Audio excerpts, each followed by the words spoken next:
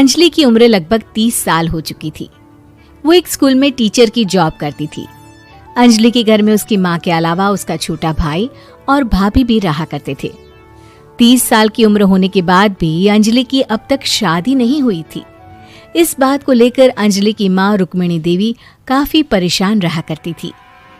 माँ, मैं स्कूल जा रही हूँ, जरा मेरा टिफिन तो दे दीजिए। अब क्या पूरी जिंदगी मैं तुझे टिफिन बनाकर देती रहूंगी? अरे कुछ सोचा भी अपने बारे में या बस ऐसे ही? क्या माँ, सुबह सुबह फिर वही बातें लेकर बैठ गई। माँ गलत क्या कह रही है अंजलि दीदी? इतनी उम्र हो चुकी है आपकी, माँ कब तक आपकी सेवा करती रहेंगी?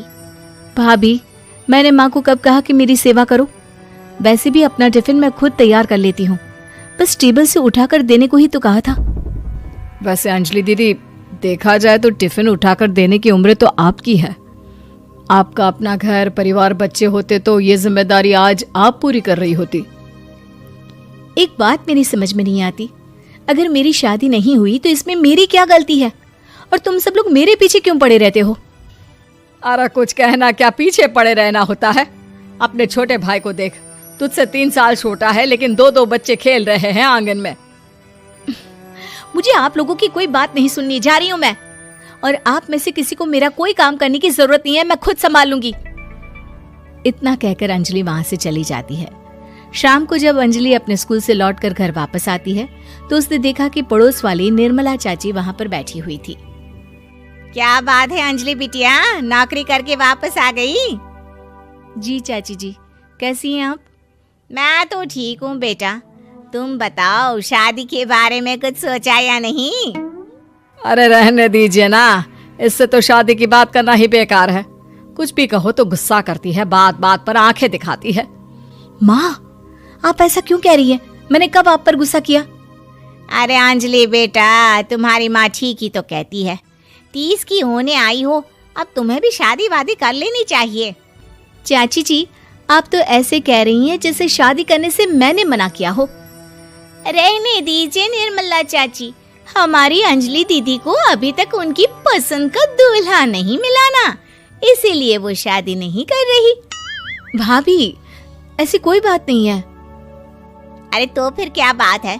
तुम्हारी माँ ने तुम्हारे लिए इतने रिश्ते ढूंढे लेकिन तुम्हें कोई पसंद ही नहीं आता। क्या है ना चाची जी, हमारी ननद रानी नौकरी जो करती है ऐसे ही थोड़ी ना किसी को पसंद कर लेंगी।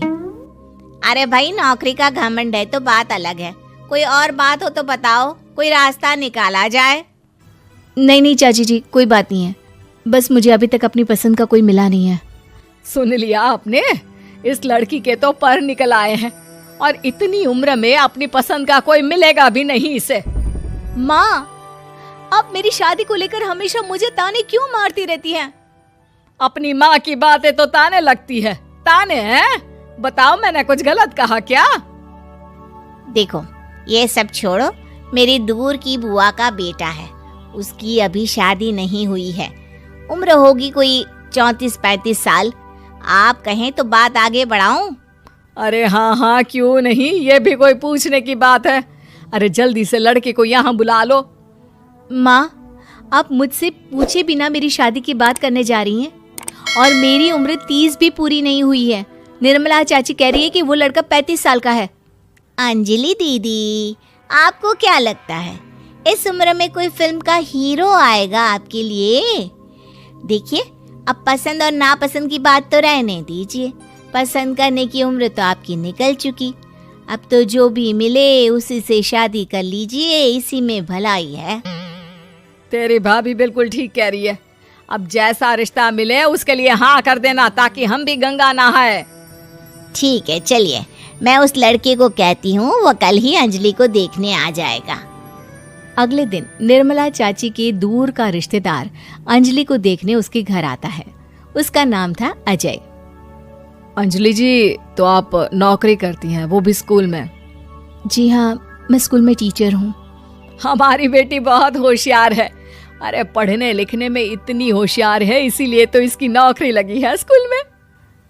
हाँ ठीक है आंटी जी, जरा मुझे भी तो बात करने दीजिए आपकी बेटी से। जी पूछिए ना, क्या पूछना चाहते हैं?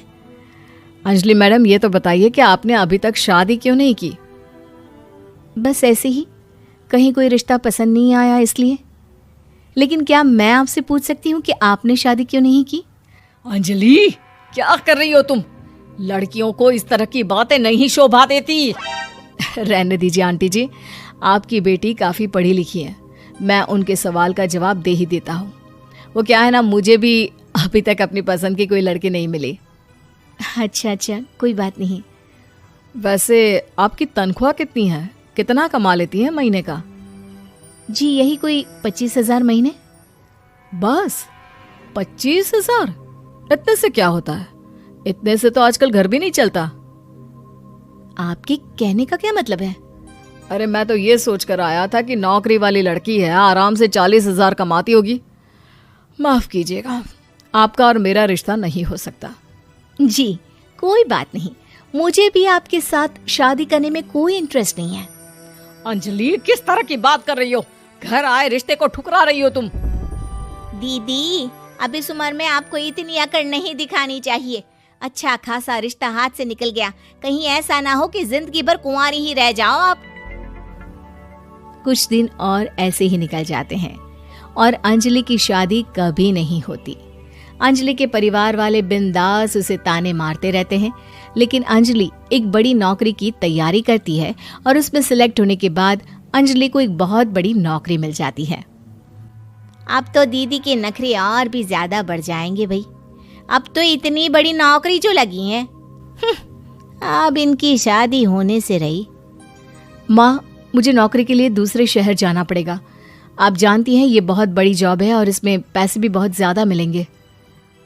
अच्छा, कितने पैसे मिलेंगे बेटा? माँ, मुझे हर महीने 90,000 सैलरी मिलेगी। क्या? अरे वाह वाह, ये तो बहुत अच्छी बात है। लेकिन फायदा क्या? कितने भी पैसे मिले, शादी तो हुई नहीं ना तुम्हारी। अंजलि नौकरी करने के लिए दूसरे शहर में चली जाती है और जब कुछ महीनों के बाद वो वापस घर आती है तो उसे अपने पति के साथ देखकर उसके घर वाले हैरान रह जाते हैं। अरे अंजलि, तूने शादी कर ली और हमें बताया तक नहीं। और दामाद जी करते क्या हैं? इतनी बड़ी कार है उनकी। माँ, मैं आपको सब कुछ बताना चाहती थी, लेकिन आप सबके ताने सुनकर बहुत दुखी हो गई थी और इसलिए मैंने अपनी पसंद से शादी कर ली। मेरे पति मेरे साथ ही ऑफिस में नौकरी करते हैं और बहुत बड़े अफसर हैं। और एक बात बताऊं माँ, आज मैं बहुत खुश हूँ।